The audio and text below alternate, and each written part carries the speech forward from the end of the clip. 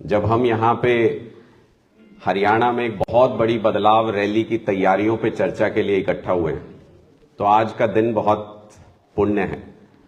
आज हमारे क्रांतिकारी साथी मनीष सिसोदिया जी का जन्मदिन है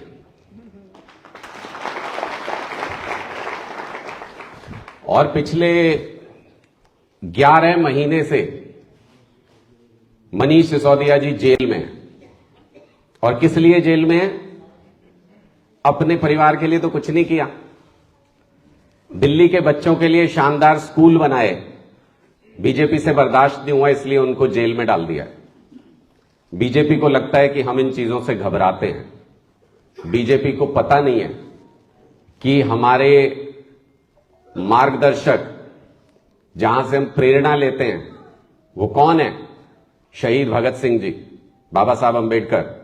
ये वो लोग हैं जिन्होंने हर मुश्किल परिस्थिति से लड़ते हुए भी देश को आजादी दिलाई और आजाद हिंदुस्तान का संविधान लिखा बाबा साहब ने, जिसके मुताबिक पूरा देश चलता है।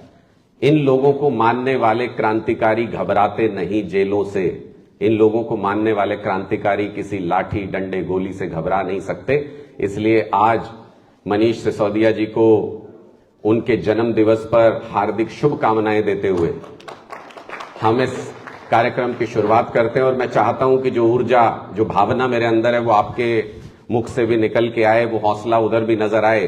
बंद मुट्ठी करके एक बार मेरे साथ भारत माता का वंदन करना, ताकि हम अपनी आवाज को, हम अपनी भावना को मनीष सिसोदिया जी तक पहुंचा सकें। बंद मुट्ठी करके सारे साथी पीछे तक सब लोग।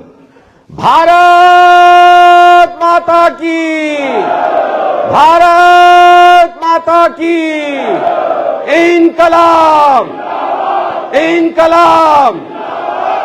बहुत अच्छे। एहसास हुआ कि एक मनीष सिसोदिया को इन्होंने जेल में डाल दिया तो सैकड़ों मनीष सिसोदिया तैयार हैं इस लड़ाई को आगे बढ़ाने के लिए। आज के लिए नई साजिशें रच रहे हैं भारतीय जनता पार्टी के लोग। जैसे जैसे हरियाणा में आम आदमी पार्टी के कदम मजबूती से आगे बढ़ रहे हैं, जैसे जैसे डॉक्टर संदीप पाठक जी के नेतृत्व में एक शानदार संगठन हरियाणा के अंदर बन रहा है, जैसे जैसे वो संगठन आपस में सामंजस्य बना के डॉक्टर सुशील गुप्ता जी के नेतृत्व में आगे बढ़ रहा है, भारतीय जनता पार्टी को यह डर सता रहा है कि तीसरी सरकार आम आदमी पार्टी की हरियाणा में बनने जा रही है और ये उनके बर्दाश्त से बाहर है। उनको ये बर्दाश्त नहीं हो रहा कि हमारी नाक के नीचे दिल्ली में सरकार चला रहे हैं। हमारे पूरी कोशिश करने के बावजूद पंजाब में सरकार बना ली और अब अरविंद केजरीवाल जी रोहतक के अंदर घोषणा करके गए थे कि आम आदमी पार्टी की तीसरी सरकार हरियाणा के अंदर बनने जा रही है। जिस दिन से उन्होंने घोषणा की उस दिन से षड्यंत्र रच रहे हैं, उस दिन से कोशिश कर रहे हैं किसी तरह से घेर घपट के कुछ न कुछ साजिश करके अरविंद केजरीवाल जी को जेल में डाल दे। तो दो तीन बातें आज हमको भी समझनी है। अरविंद केजरीवाल जी को जेल में डालना चाहते हैं, मतलब आप मुझे बता दो, इससे पहले कोई ऐसा मौका आया हो जब हरियाणा का कोई व्यक्ति प्रधानमंत्री के पद तक पहुंचा हो? एक मौका अगर याद करोगे तो आया था जब चौधरी देवीलाल जी उस जगह तक पहुंचे थे, लेकिन प्रधानमंत्री नहीं बन पाए, उप प्रधानमंत्री बन के रह गए। आज हरियाणा के पास एक मौका है। हरियाणा की माटी में पैदा हुआ एक व्यक्ति जिसके अंदर हरियाणवी खून है, वो भारत के प्रधानमंत्री के पद तक पहुंच सकता है। बहुत तेजी से उस तरफ बढ़ रहे हैं। ये बीजेपी वाले चाहते नहीं। ये सिर्फ अरविंद केजरीवाल जी के खिलाफ साजिश नहीं है, ये आपके, हम सब के खिलाफ साजिश है।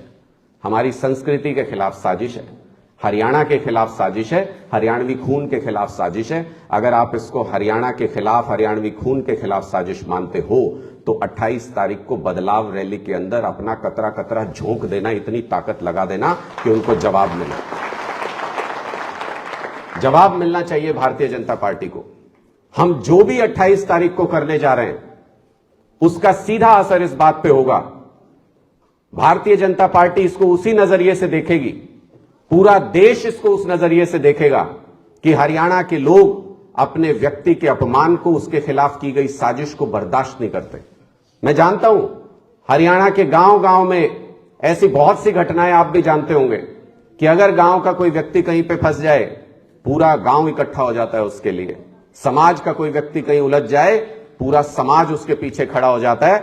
आज हरियाणा के एक व्यक्ति को ये चक्रव्यूह बना के उसके अंदर फंसाना चाहते हैं। उस चक्रव्यूह को तो अरविंद केजरीवाल जी खुद तोड़ लेंगे, वो उस धर्म में माहिर हैं, वो उस रास्ते पर आगे बढ़ रहे हैं। लेकिन हमको उनका मजबूती के साथ निभाना है। हमको इस बदलाव रैली के जरिए एक संदेश पूरे देश के अंदर पहुंचाना है। और कैसे अद्भुत होगी ये रैली, मैं तो एक ही चीज कहता हूं, बाकी डिटेल में तो संदीप पाठक जी अभी पूरा प्रोसेस बताएंगे कि कैसे कैसे हम तैयारी करेंगे और कैसे उसको आगे बढ़ाएंगे। एक ही सपना है, ऐसी रैली, कोई अद्भुत रैली हरियाणा के अंदर हुई नहीं, और उसी फॉर्मेट पे संदीप पाठक जी ये तैयारी कर रहे हैं पूरी।